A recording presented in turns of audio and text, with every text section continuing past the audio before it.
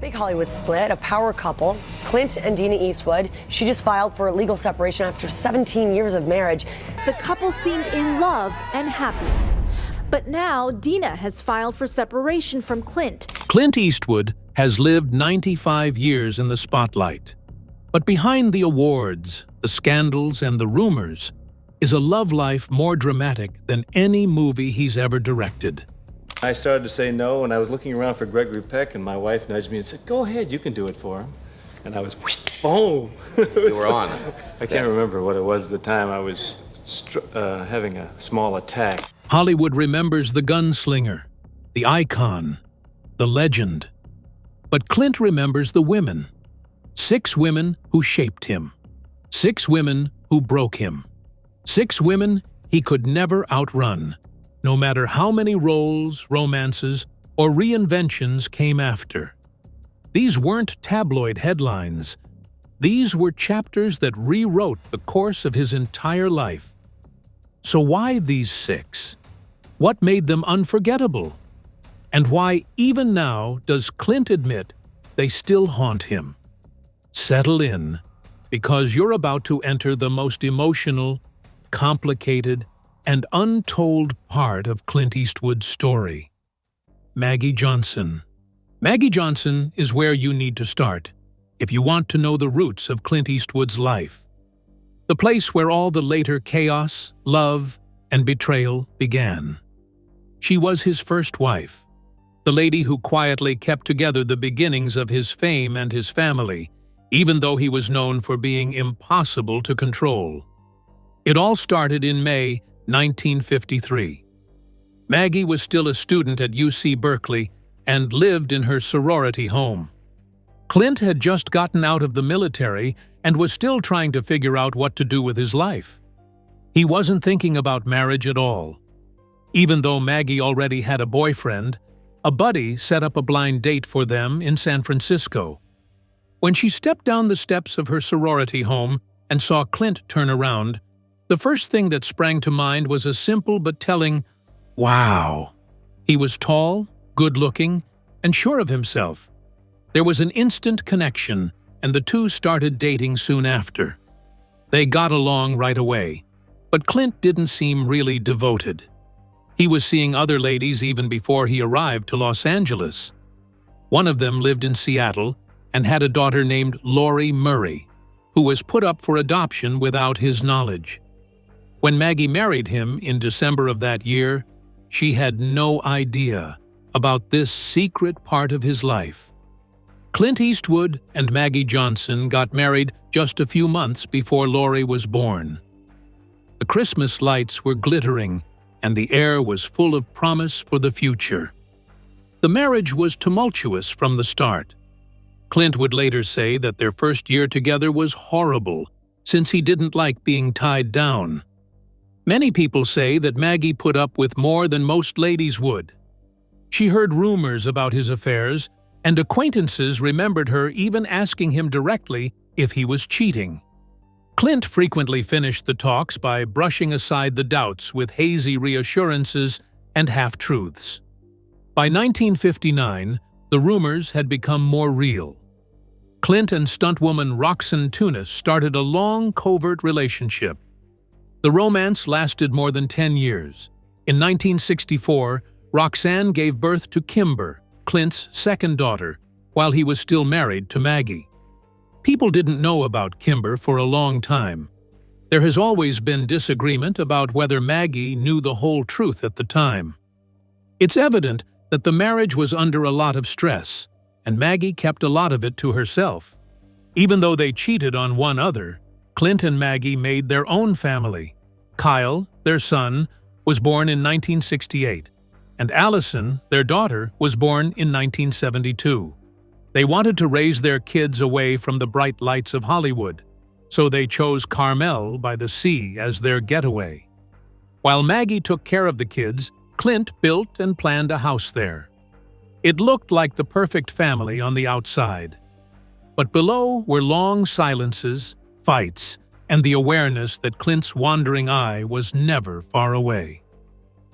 When Sondra Locke came into Clint's life in the middle of the 1970s, It became clear that his marriage to Maggie was falling apart.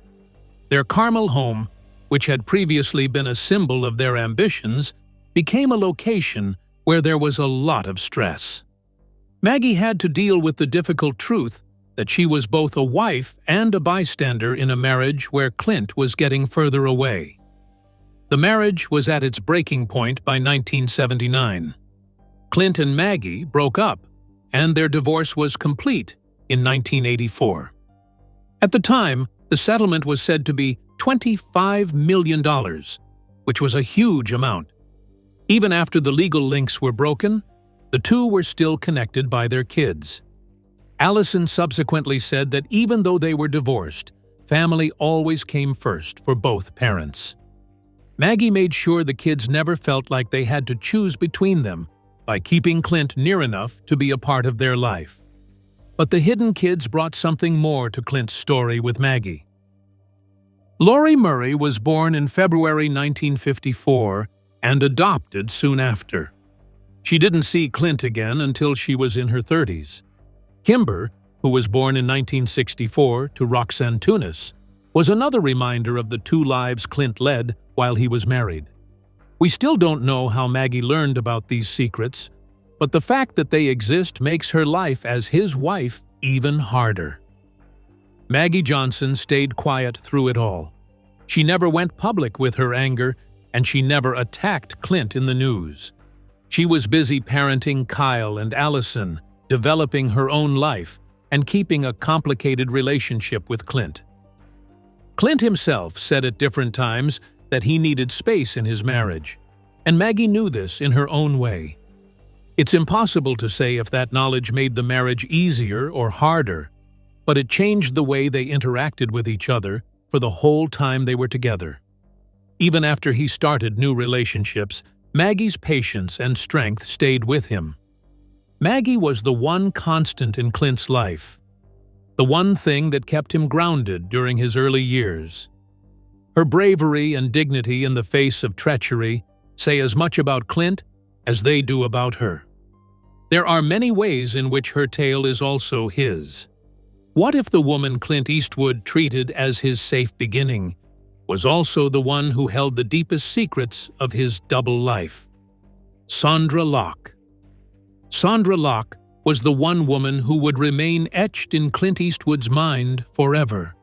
A full tangled tale of love, treachery, ambition, and tragedy unfolded around her, rather than merely another chapter in his life. Their romance had all the makings of a classic Hollywood melodrama, from the peak of passion and achievement to the pit of control, manipulation, and tragedy. It all started in 1972, when Joe, a mutual acquaintance of Locke and Eastwood's, introduced them.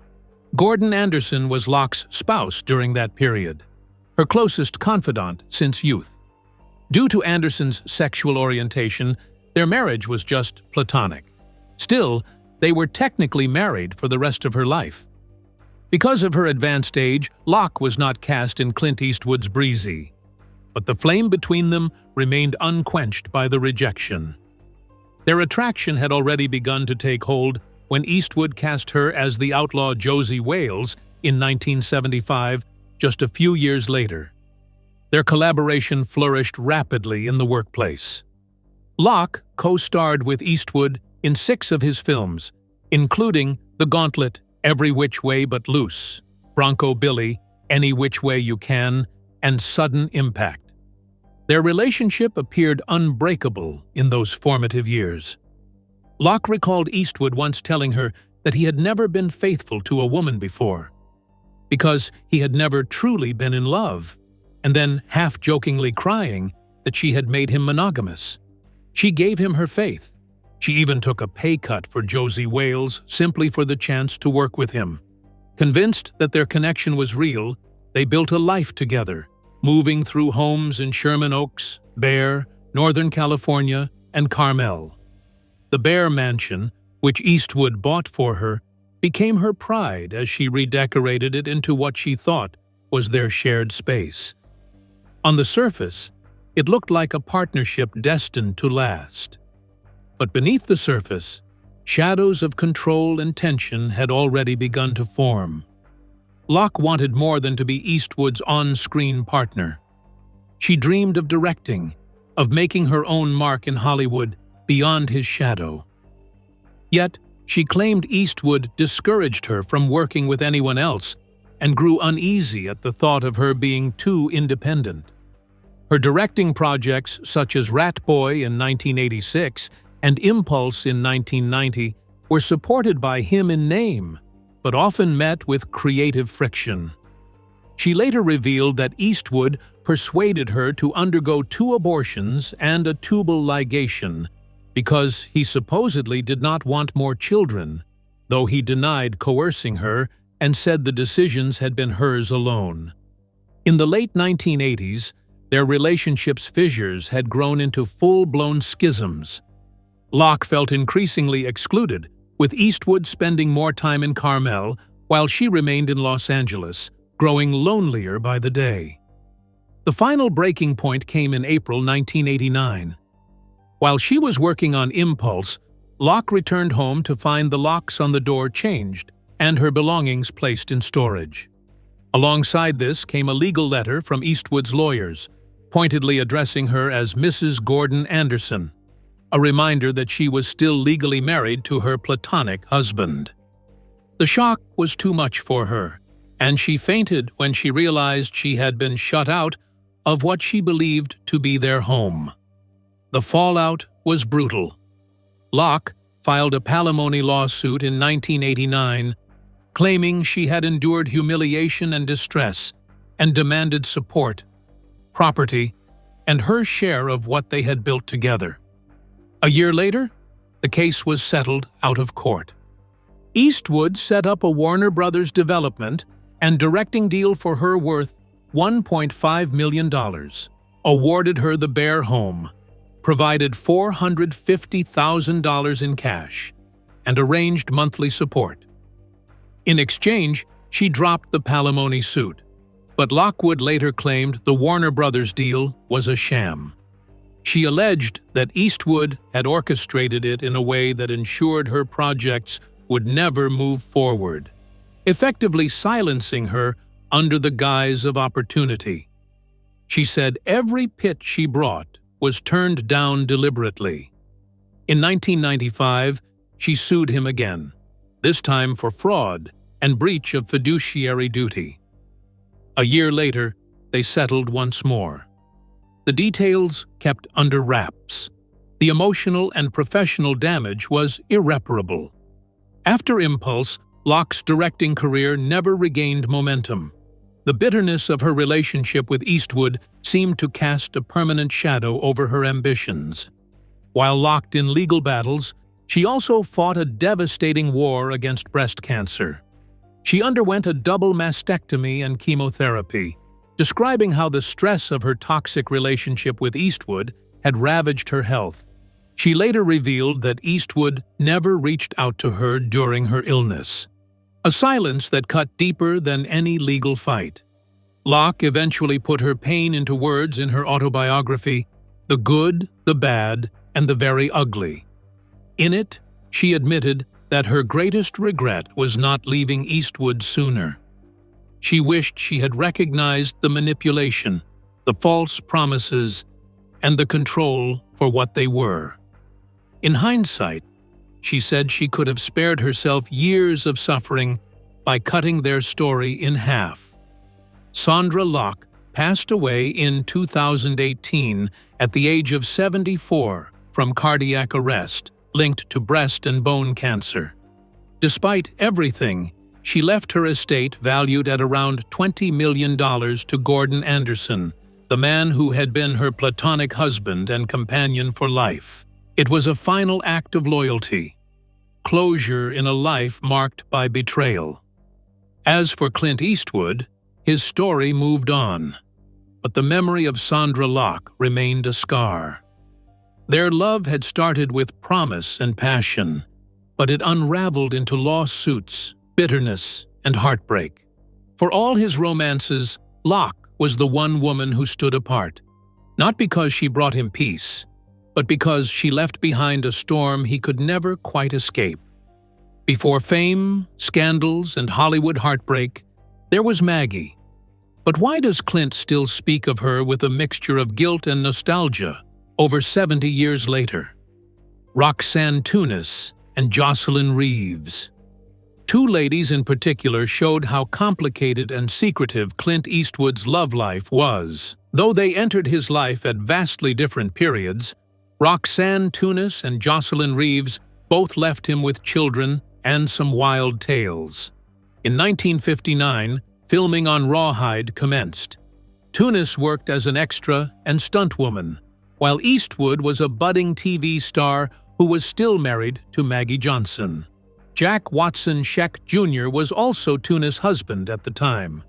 They hit it off right away, and their affair quickly blossomed into something far more serious than a casual romance. Tunis stayed a part of Clint's life for over 14 years, from 1959 to 1973. Roxanne gained a daughter, Kimberlyn Eastwood, in June 1964. Much like Clint's other secrets, this one stayed under wraps for a long time. A year later, he said that he had been unaware of Kimber's birth for a while. He described the realization as a turning point in his life. They had an unconventional bond, despite his efforts to assist with her upbringing. It was allegedly Roxanne's responsibility to raise Kimber, as Clint barely saw her every few months. Tunis, who had a lengthy history with Eastwood, never wanted the limelight. Never one to discuss their connection with the media, she had a low-key life.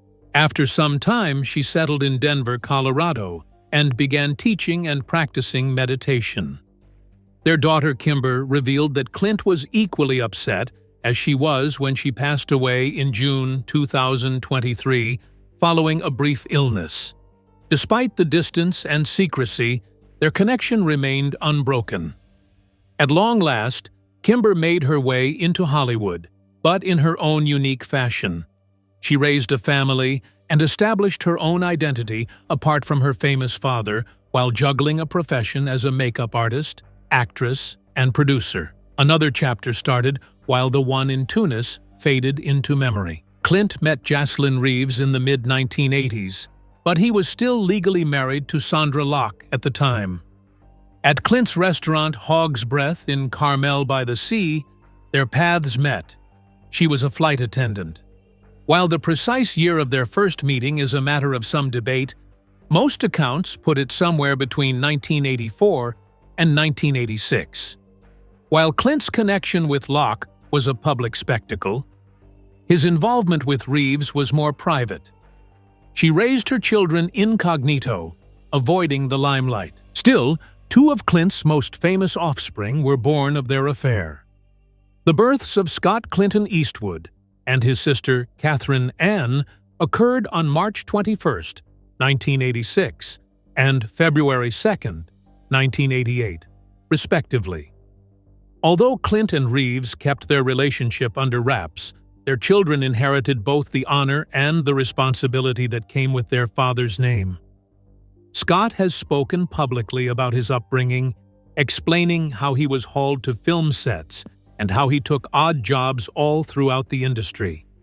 He has consistently maintained his desire to achieve success independently, rather than following in his father's footsteps. His acting career has been consistent, spanning mainstream blockbusters and independent features. Like many others, Catherine followed her dreams and became an actress and writer. While juggling her job and the pressures of being the daughter of a Hollywood star and a private mother, she made appearances in a number of films, some of which had ties to Clint. Roxanne Tunis's and Jocelyn Reeves's stories showed Clint Eastwood in contrasting light. There was love, secrecy, and a hidden daughter with Tunis, who came into the world at a later date. His two children, born in a low-key, practically domestic relationship with Reeves, would go on to star in their father's Hollywood films. Despite being in the presence of one of the most watched people in American cinema, the women in both instances chose to keep a low profile and avoid the spotlight. Frances Fisher. When Frances Fisher came into the picture in the 1980s, Clint Eastwood's already turbulent personal life took a whole new level. In 1988, when Eastwood was still seeing Sondra Locke and Jocelyn Reeves, Fisher made an appearance. Their real chemistry blossomed at the pre-production party, despite the fact that they met on the pink Cadillac set. On roller skates, Fisher came into the room, and Eastwood and Fisher locked eyes. She reflected that reading Clint Eastwood's book was like falling in love. It felt like all the pieces had been put together. They developed closer on set and continued to see each other once they got back to Los Angeles. While they were together, the couple kept a low profile and kept to themselves. Finally, Eastwood and Locke's breakup came at the year's close in 1989. After admitting she had no clue his life was still that complicated, Fisher was taken aback by the move. In 1992, the pair made their love known to the public. In Fisher's words, their relationship was steady and serious, and they even stepped out together on the red carpet. Despite her assertion that faithfulness was necessary, she did say that she had fun when she was with Eastwood. That weight gained additional importance with the birth of Fisher's daughter, Francesca Ruth Fisher Eastwood, on August 7, 1993, in Redding, California. Eastwood seemed to have finally found domestic bliss for a time. Because he was so involved and present, many thought he achieved something almost miraculous as a husband and parent during that period. Those enjoyable moments did not last. The first signs of fractures emerged at the end of the year. Fisher found out that Eastwood was in a long-term relationship with Reeves, the mother of Eastwood's other children. Photos of him kissing another woman followed. These betrayals cut deep. Now that there was more room, Fisher entered the guest house. In the spring of 1995, the romance had already ended. Fisher remarked that desire is a typical beginning point when asked about the genesis of partnerships. The real test of a couple's mettle will be how they handle life once the honeymoon phase ends. Despite everything that had transpired, they maintained their composure and brought up their daughter jointly, avoiding any public arguments. Dina Ruiz, on the other hand, was penetrating Fisher's private life, just as she was fading away. Dina Ruiz. Even though Clint Eastwood was still seeing Frances Fisher, he met the woman who would become his second wife through a twist of fate. A newcomer to the role of news anchor in Carmel by the Sea, Dina Ruiz was that woman. Dina interviewed Clint for KSBW in 1992, which was the first time they met. Unlike the Hollywood tornado that would engulf her later on, she was young, driven, and unattached at that moment. Something remained after the trade, despite its professionalism. Dina did confess afterwards that Clint's sudden humility surprised her. Although Clint admitted that they were quite friendly and even flirted with each other on their first meeting. A co-worker of hers made the light-hearted comment that she would inevitably marry him at some point. The comment would turn out to be prophetic. It seemed as if the cosmos was plotting their mutual demise. A social event at Spanish Bay was their destination shortly after the interview. Clint consented without hesitation when asked if he would mind sharing a seat with Dina. Clint reminisced about how they somehow wound up holding hands and engaging in what he saw as all that sort of foolishness. Neither of them had anticipated this beginning, but they were both unable to refuse it. It was no longer a mystery that they were dating by early 1995. At a golf tournament, the couple was seen kissing by the paparazzi, which confirmed what many had suspected. Although Clint's relationship with Frances Fisher was already in shambles, they were still officially involved. Things progressed swiftly when the dust settled, and Clint and Dina came out as a couple. Clint put the proposal out in September 1995. The happy couple went to Haley, Idaho in December, 3 months after their engagement, to get their marriage license. The wedding, however, was rather unconventional, as is typical with Eastwood. While Dina was on a Las Vegas girls' trip in March 1996, Clint planned a surprise. He planned a little ceremony at his friend Steve Wynn's extravagant house in less than 48 hours. Dina was already engrossed in what she would later characterize as her ideal wedding when she got back. The news that Dina was expecting a child soon after the ceremony only added to their happiness. Morgan Eastwood, their daughter, entered their lives in December 1996 and quickly became their everything. It seemed like Clint and Dina's marriage was strong and loving for a long time. In interviews, Dina frequently gushed over her husband, highlighting his modesty and his reverence for the environment.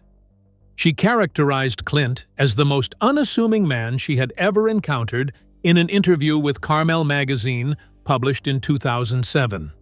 She went on to say that Clint would prefer to bring bugs outside than kill them.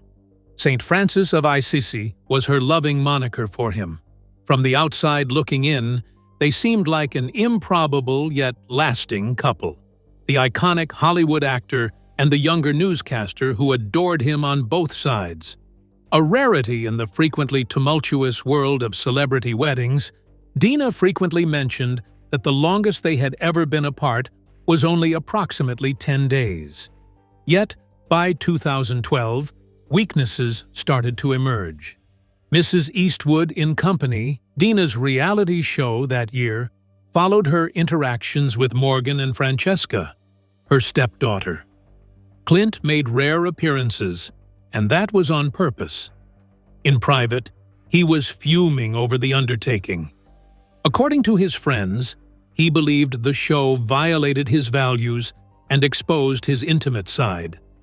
Every passing day brought more and more friction between the pair. Their marriage was in its last stages by the summer of 2012. They were no longer roommates, but they did remain in the same house.